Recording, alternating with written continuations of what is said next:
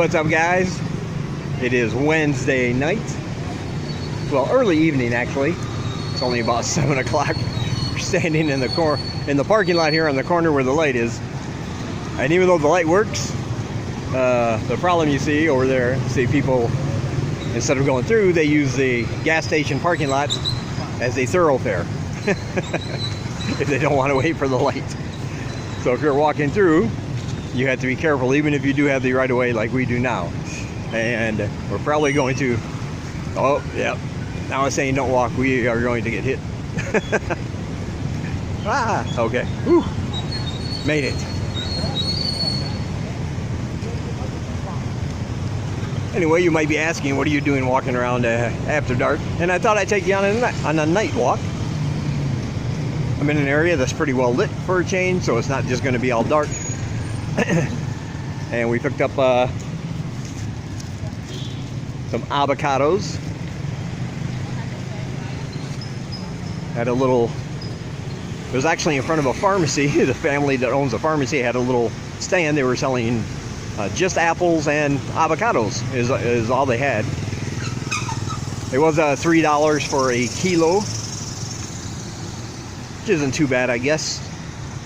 A little bit more expensive than most of the fruit, like mangoes and bananas, but it's a change of pace. A kilo is, of course, 2.2 pounds, so $3 for 2.2 pounds of avocado.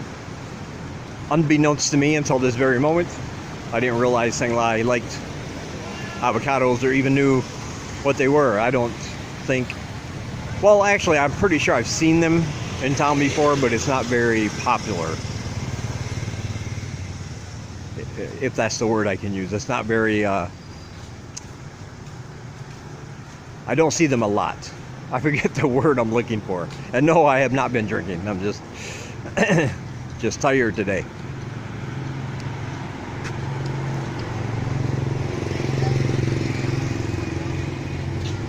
So we're down here, of course, on the road leading to the bridge that gets us across the river.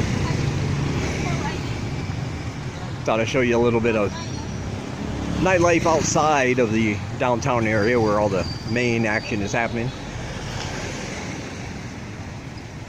And all them speakers. Lots of speakers, computers, electronics. Of course,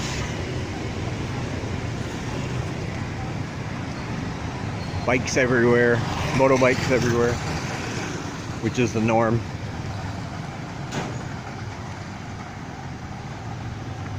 I appreciate all the feedback on my new channel.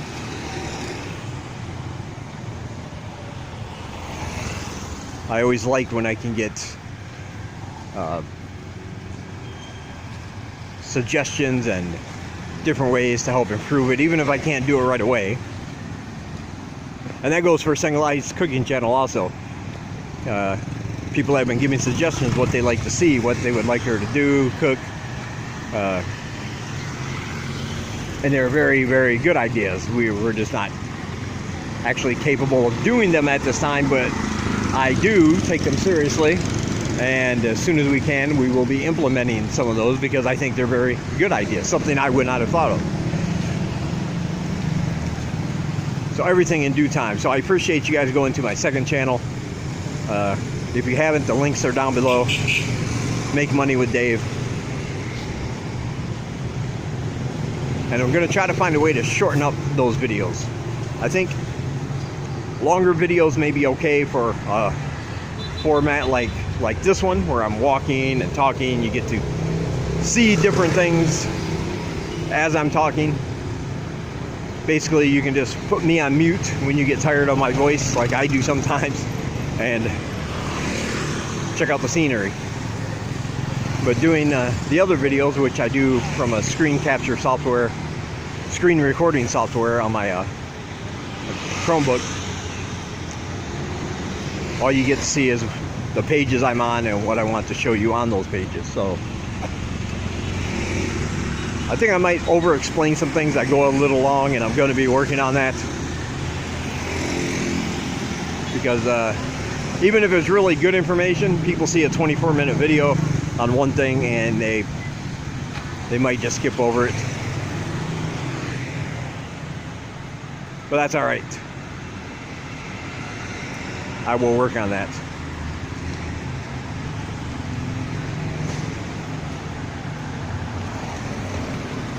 Whoa. The ground is very muddy, of course, because of the rain. Hey, and I got to meet with my friend Thomas Rossetti today. I haven't seen him in a very long time. He's been extremely busy. He owns a farm, an organic farm outside of the city of Siem Reap, in a village, and he raises his own animals. He runs an organic farm. He grows his own things, and he's trying to turn it into a successful enterprise by getting the village involved and the local people. And it's a really good thing. He's been working on it for a while. He's put a lot of time and a lot of money and effort into doing that. And of course, with any venture in Cambodia, he's had some setbacks, but he still kept going. So it was good that he got into town today and stopped by, and I got to talk to him about some things. It was good seeing him again. So Thomas, if you're watching, don't be a stranger. Come back before December, and then we'll come see you when you have your party that we talked about.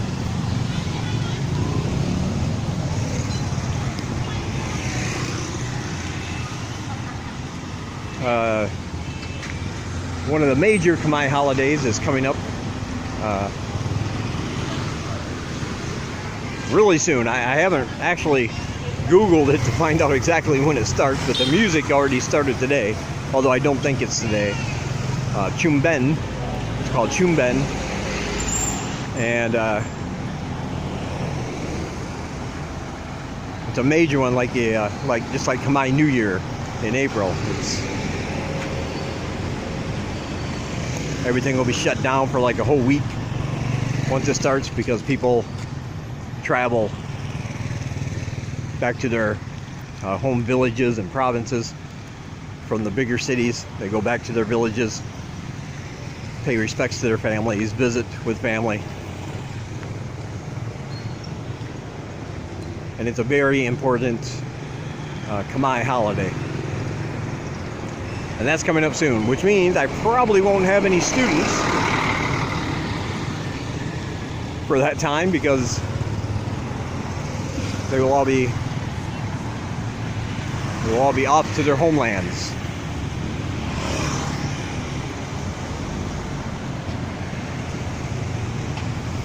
So that'll give me time to focus on other things, I guess. Although it does it feels weird to me when I go a couple days and I don't have to teach, or I'm not teaching because students don't show up or something like that. It just feels kind of weird.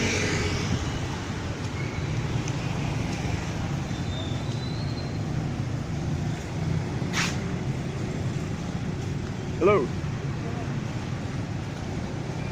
This sidewalk here in front of this building is always tricky. You have to lift your feet a little bit more, because all those little pegs are all sticking up, and if you slide your feet and don't pick up your feet enough, I can't tell you how many times I've almost fell face first tripping over the corner of one of those little stones. It's very, very uneven. Hey.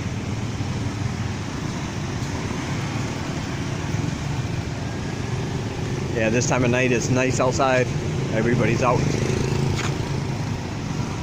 walking around, driving around. And I haven't been down to Pub Street in a while, but it doesn't really matter what day it is down there. It's gonna feel like a Friday. It's always full. That's because every day people come, tourists will come and tourists will leave. Almost like a never-ending supply.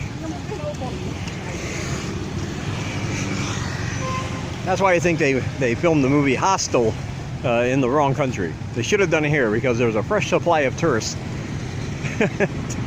to do horrible things to if you wished. I don't wish that, of course, but if you've seen the movie, you know what I mean. There's an almost unlimited amount of fresh meat coming into town that you could do those things with if you were of a diabolical mindset.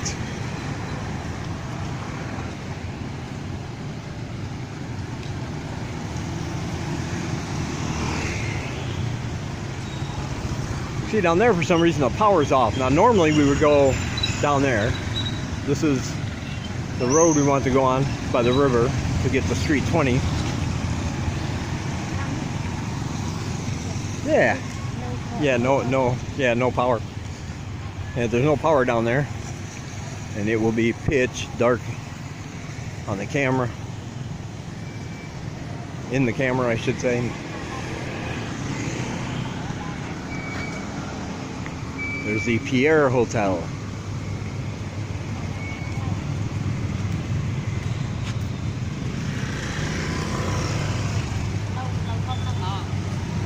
So we'll go up this way instead.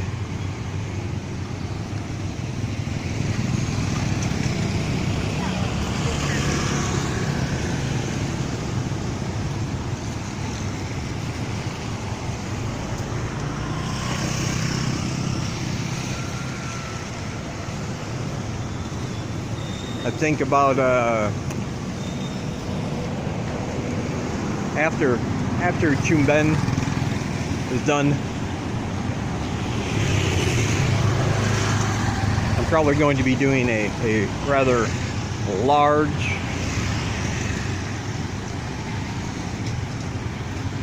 advertising campaign for Fast Track English instead of just relying on social media, which has mixed results.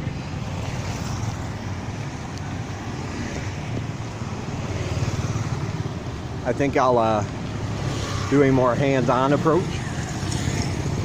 I've avoided that so far because I don't want to look like one of these foreigners who comes over here and starts practically begging people, you know, I'm broke, buy a wristband, I'm broke, I'll play you a song, can you buy me a meal? I don't want to come off like that. And I don't want to make it sound like I'm trying to, you know, hard sell them something. I'm not a really hard sell kind of guy. So I'm going to have flyers made and just go to different areas outlining the main part of Siem Reap, where people might not have a foreigner out that way who will teach them English, and try to see if I can get them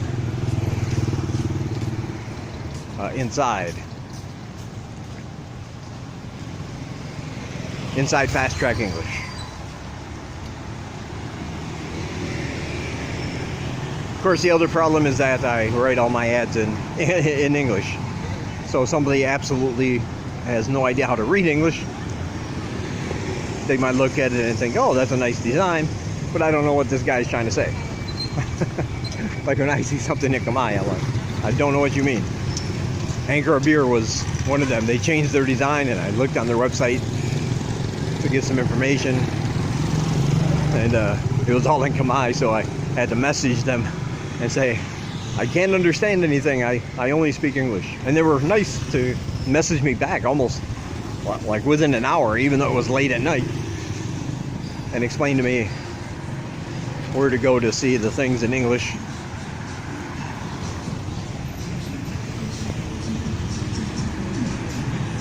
So yeah, I understand. So I'm going to try to keep the flyer simple, not too much information, just the basics, so that Google Translate doesn't mess up anything. And then between me and Sanglai, we can explain the rest in person as we hand them out and ask if people are interested in learning English. So that's the plan anyway, to expand a little bit, grow a little bit.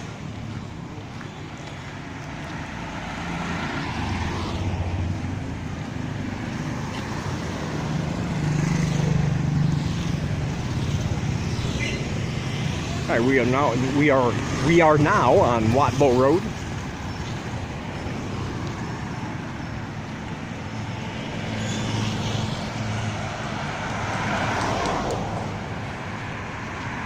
Here's one thing I do have to say. Seng-Lai's daughter works until like 11 o'clock at night. Oh, no. Right across the street from our apartment, actually, at the seafood little restaurant over there. She works from 3 till 11ish.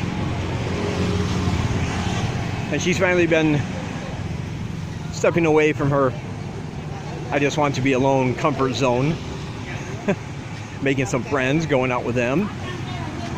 But I like living in a place where she can get out of work at like 11 o'clock, come home, come back to the apartment, she takes her shower, and then about 12 o'clock, she'll just leave with one of her friends, go ride around on their motorbikes, or on her, her and her friend on a motorbike. Probably going to talk to boys, I'm assuming, because they're only 14, 15 years old. But it's good to know that you don't really have to worry about them like you would back where I come from. It's nothing new as you. And last night, she got back about, I don't know, 2:30, 3 o'clock in the morning. And she actually had brought me and Seng-Lai each a little mango smoothie. I got woke up at like 2:45 or something, close to 3. I remember I just glanced at my watch saying, what? After I'm asleep, it takes me a while to wake up. And in the mornings when I get up, and Seng-Lai is slowly starting to learn. Don't ask me anything. Nothing until like give me 20 minutes to a half hour. That's it. 20 minutes to a half hour. So that was weird. And then they're handing me this smoothie, and I'm like, it's almost 3 o'clock in the morning. Should I be having a smoothie? But it's a mango smoothie, so the answer is, of course, yes. Of course, you take a mango smoothie. It doesn't matter what time. Absolutely. So that was pretty nice. But it's good to know that you don't have to worry about anything bad, for the most part, happening to them when they're out that late, even though they're only, teenagers.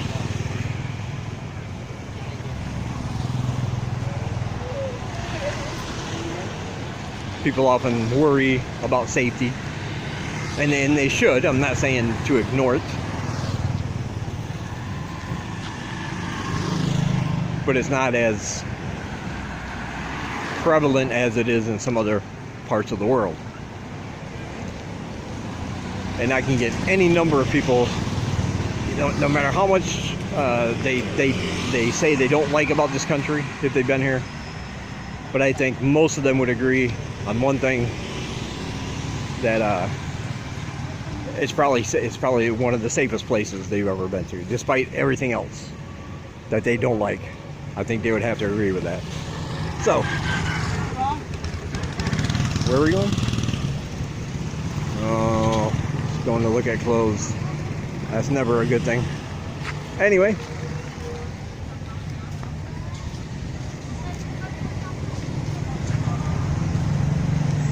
Going into this place, everything is 10,000 real or less, which is $2.50 or less. Let's see what she's looking at.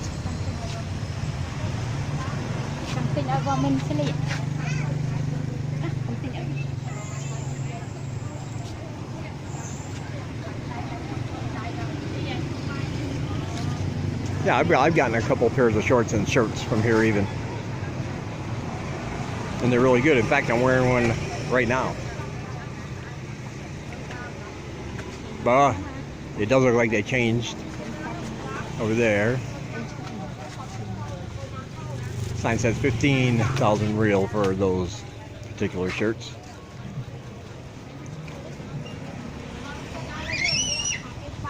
That would be $3.75.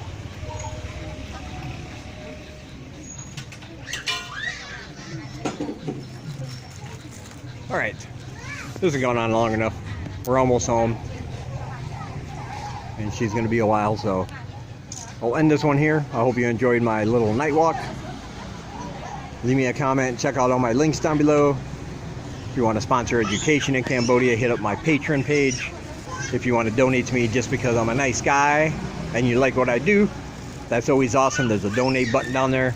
Check out my other webpage. Check out Sanglai's cooking channel and all my social media.